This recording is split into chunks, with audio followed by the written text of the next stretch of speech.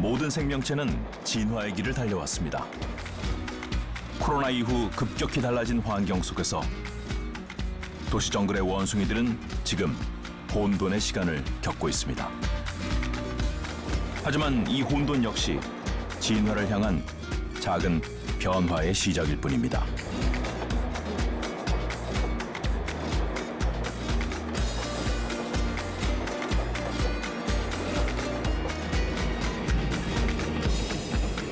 갑작스런 외부의 침입은 사원엔 큰 위기였습니다.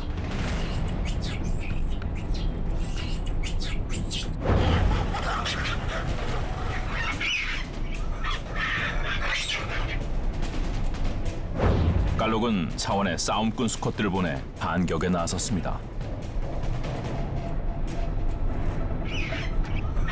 싸움꾼 덕분에 전세는 순식간에 역전됐습니다.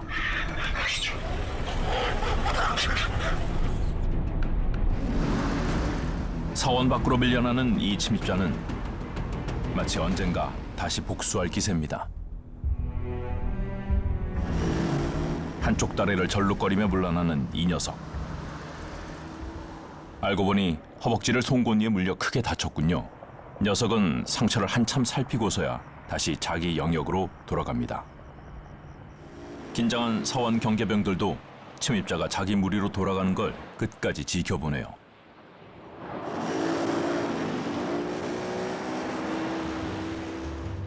도시 정글에는 크게 세 무리의 원숭이 파벌이 있습니다. 서식지에 따라 사원파, 극장파, 그리고 시내파로 나뉩니다. 사원 바로 뒤에 위치한 이 건물에는 극장파 원숭이들이 있죠. 30년 전 문을 닫은 이 극장에 사원에서 쫓겨난 원숭이들이 하나둘 모이면서 지금의 극장파를 형성했습니다. 전체 개체수는 약 400마리로 사원파 다음으로 큰 파벌이죠. 이들에게도 우두머리는 있습니다. 바로 이 녀석입니다. 극장파를 지배해온 지도 벌써 3년이 넘었습니다. 하트 모양 머리와 턱 밑 반점이 특징인 야이는 깔록보다는 훨씬 노련한 우두머리입니다.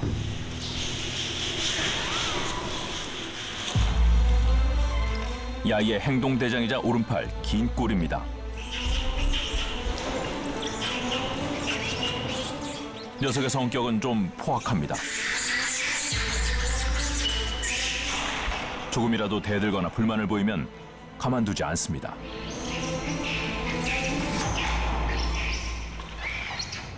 야이는 그 덕분에 별로 나서지 않고 우두머리로서 특권만 누립니다. 야이의 장기 집권 비결은 바로 이 행동대장 긴 꼬리였던 거죠.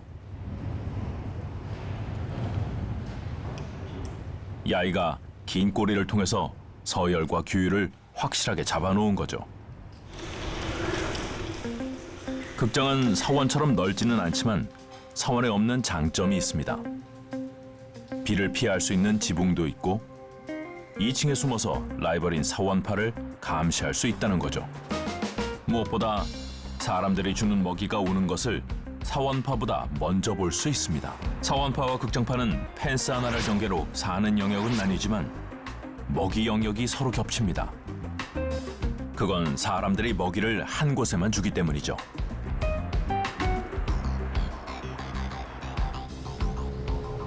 때마침 먹이를 실은 오토바이가 들어오네요. 코로나 이후 시장 상인들이 팔고 남은 것들을 먹이로 주는데 원숭이들이 좋아하는 빵이나 과자는 아니지만 그래도 이게 어딥니까?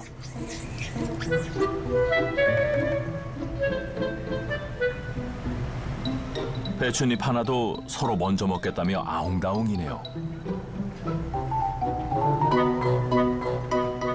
그런데 잘 먹다가 왜 갑자기 자리를 뜨는 걸까요?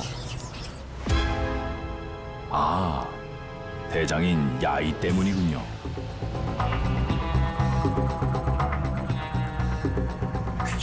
행동대장 긴 꼬리도 뒤이어 등장합니다. 긴 꼬리 앞에선 먹는 것도 눈치를 보네요. 극장파 원숭이들이 먼저 먹이를 먹고 있는데 뒤늦게 사원파 원숭이들도 먹으려고 나옵니다. 그런데 사원파 원숭이들이 달려오자 극장파 원숭이들이 먹다 말고 황급히 도망을 가네요. 극장파가 이렇게 쫓기듯 도망가는 이유는 사원파가 극장파보다 힘이 더 세기 때문입니다. 원숭이들은 무리간에도 서열이 있습니다. 그래서 늦게 오고도 사원파가 떡하니 먹이를 차지하는 겁니다. 그렇게 한동안 극장파는 사원파 원숭이들이 다 먹고 갈 때까지 기다렸습니다. 슬슬 사원파가 사원으로 돌아가는데 양심이 있으면 먹을 걸 좀 남겨놨겠죠? 양심도 없지 남은 건 찌꺼기뿐이네요. 화가 난 극장파 수컷 한 마리가 불쑥 사원 안으로 들어갑니다. 저러면 안 될 것 같은데 괜히 위협적으로 공격 자세를 취하면서 힘 약해 보이는 사원파 원숭이들에게 분풀이를 해보는데 지켜보던 힘센 수컷이 응징에 나서자 주랭랑을 치고 맙니다.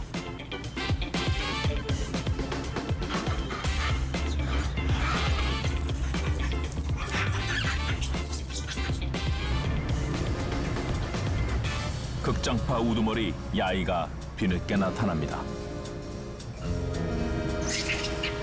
괜히 애먼 자기 무리 원숭이들에게 분풀이를 하네요. 사원파 원숭이들 앞에선 찍소리도 못하고 말이죠. 멍키시티의 세 번째 파벌 시내파는 사원 밖 시내 곳곳이 그들의 주 활동 무대입니다.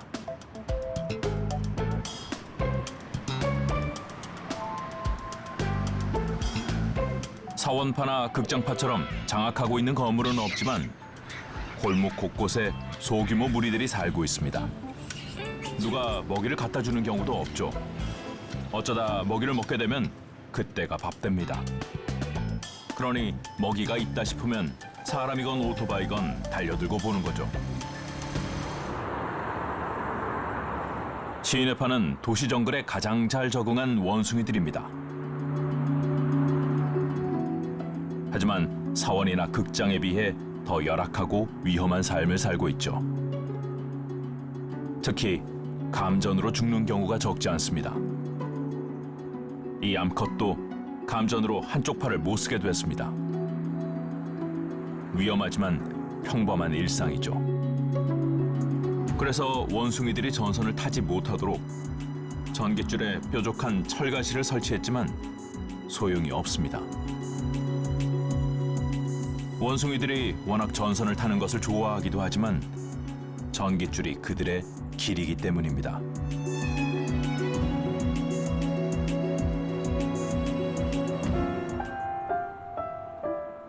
숲과 나무는 없지만 이곳도 야생과 같습니다.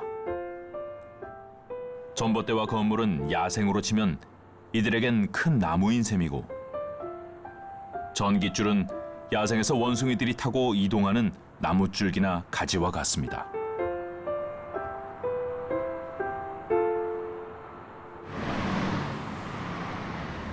사원의 우두머리 싸움은 아직 승부가 나지 않았습니다.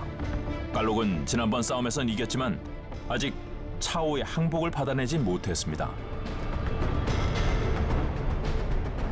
오히려 시간이 지나면서 차오는 다시 세를 불려갔습니다. 최상위 우두머리 서열이 정해지지 않자 사원 원숭이들의 싸움이 전보다 더 잦아졌습니다. 차오파의 수컷이 깔록파의 젊은 원숭이들을 위협합니다. 젊은 원숭이들이 물러나는가 싶더니 떼지어 반격합니다.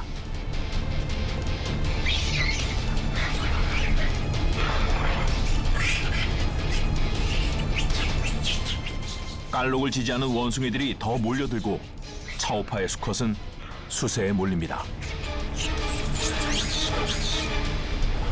한편 사원의 상층부에서도 깔록무리 대 차오무리의 싸움이 벌어졌습니다. 차오파의 수컷이 싸움을 말리는데도 싸움을 그만두지 않습니다.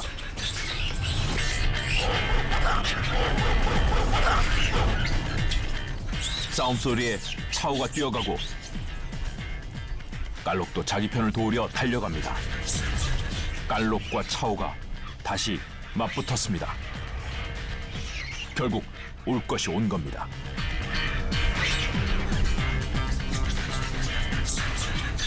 깔록이 유리하게 위에서 아래에 있는 차오를 공격합니다. 차오가 거칠게 반격합니다.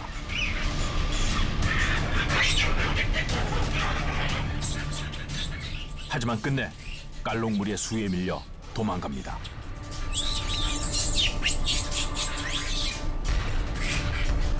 차오가 도망가자 깔록을 지지했던 암컷들까지 합세 차오를 밀어냅니다.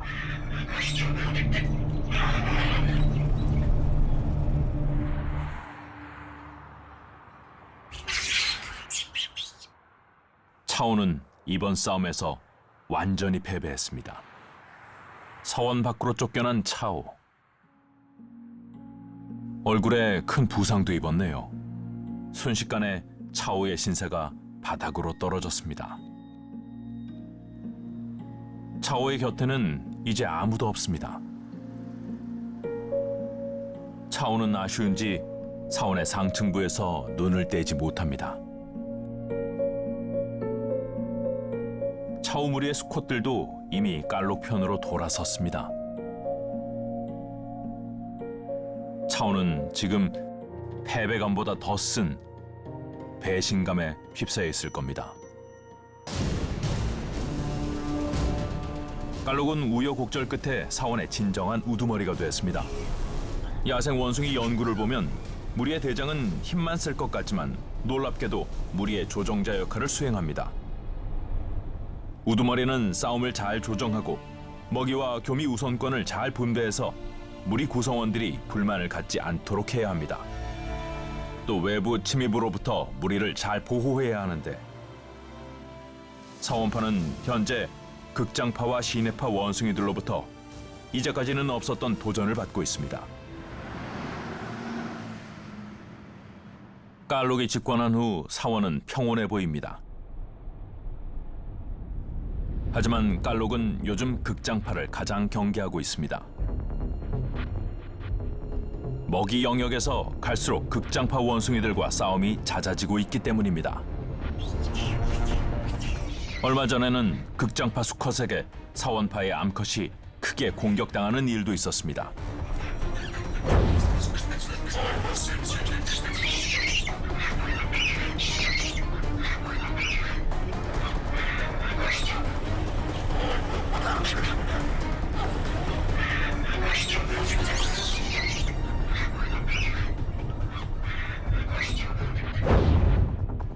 그 사건 이후 사원파와 극장파의 경계에서 보초병들 간의 신경전도 점점 치열해져 가고 있습니다.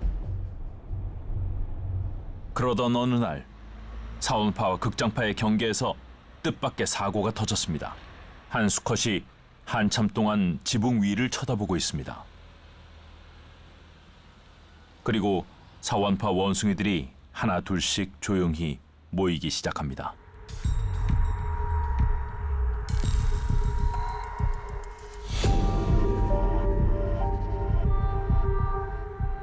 사원파 원숭이 한 마리가 감전으로 죽은 겁니다. 사원파 원숭이들이 마치 동료의 죽음을 애도하는 것 같습니다. 극장파 원숭이들도 숙연한 모습입니다. 지금까지 야생에선 원숭이들이 가족 간에만 죽음을 애도하는 것으로 알려졌을 뿐 동료의 죽음을 애도하는 모습은 잘 알려지지 않았습니다. 그런데 놀랍게도 사원파 원숭이들은 죽은 원숭이의 근처를 떠나지 않고 지켜봅니다. 그렇게 한동안 사원파와 극장파 원숭이들은 한 동족의 죽음을 함께 슬퍼하는 듯 보였습니다.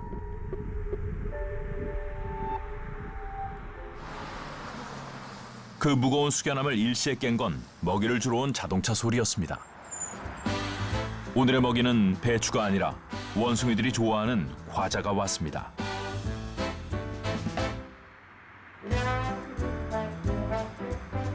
설탕이 듬뿍 들어간 달달한 옥수수 과자를 정신없이 먹기 시작합니다.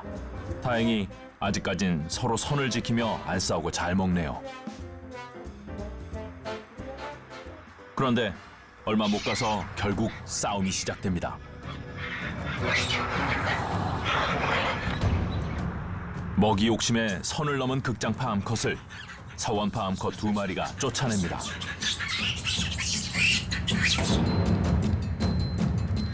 이때다 싶었는지 지켜보던 사원파 싸움꾼이 극장파를 몰아붙입니다. 순간 놀란 극장파 원숭이들이 황급히 도망갑니다.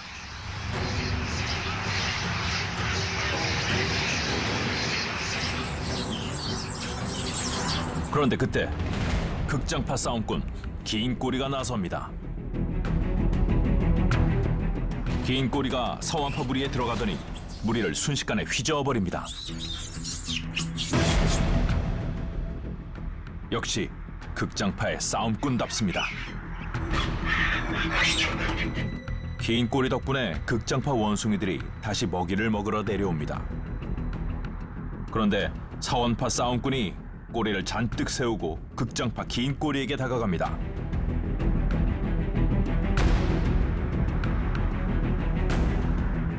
결국 두 파의 싸움꾼이 맞붙었습니다.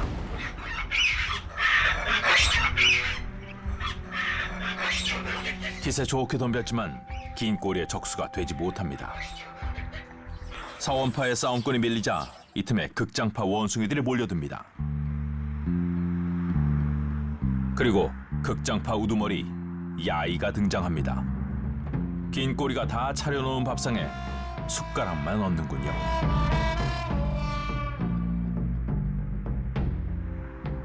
야이와 긴 꼬리는 권력 공동체입니다. 야이는 긴 꼬리를 이용해 극장파를 지배하고 있습니다. 하지만 둘의 서열 관계는 분명합니다. 긴 꼬리는 절대 선을 넘지 않습니다. 아직은 야이에게 도전할 때가 아니라는 것을 잘 알고 있습니다. 하지만 야이도 잘 알고 있습니다. 긴 꼬리가 언젠간 위협이 될 것이라는 것을. 원숭이 사회에서 영원한 권력은 없습니다. 극장파 야이에게도, 사원파 깔록에게도, 그리고 그 누구에게도.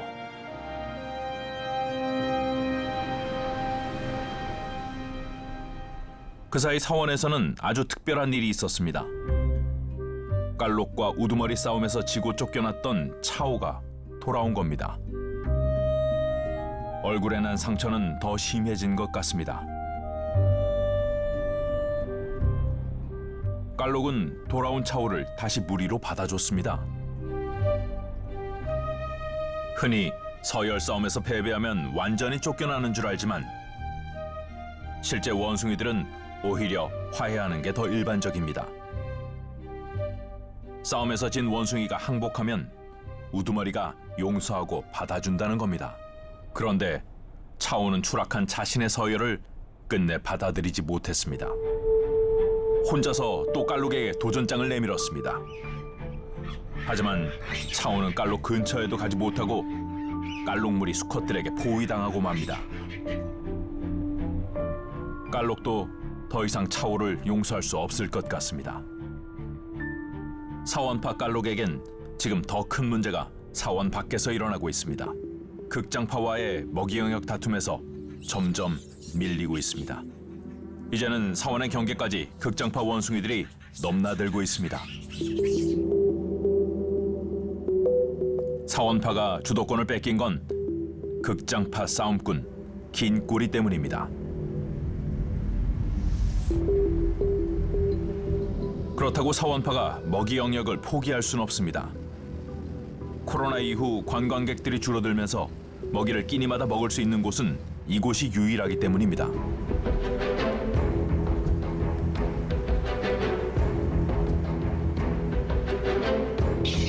먹이 때문에 또 싸움이 벌어집니다.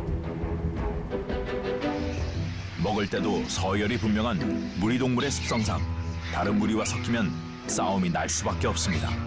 야생이었다면 힘이 약한 무리가 다른 먹이 영역을 찾아 떠나겠지만 인간이 주는 먹이에 의존해야 하는 도시 정글에서는 불가능합니다. 매 끼니마다 사원파와 극장파의 이 지겨운 싸움은 반복될 수밖에 없습니다. 코로나가 바꾼 건 인간의 일상만이 아니었습니다. 오랫동안 지켜져 왔던 도시 원숭이들의 질서도 무너뜨렸습니다. 코로나 이후 도시 원숭이들은 지금까지 겪어보지 못한 생존 경쟁을 서로 벌이고 있습니다. 천적 하나 없는 도시 정글 속에서 이젠 그들 자신이 그들의 천적이 되어가고 있습니다.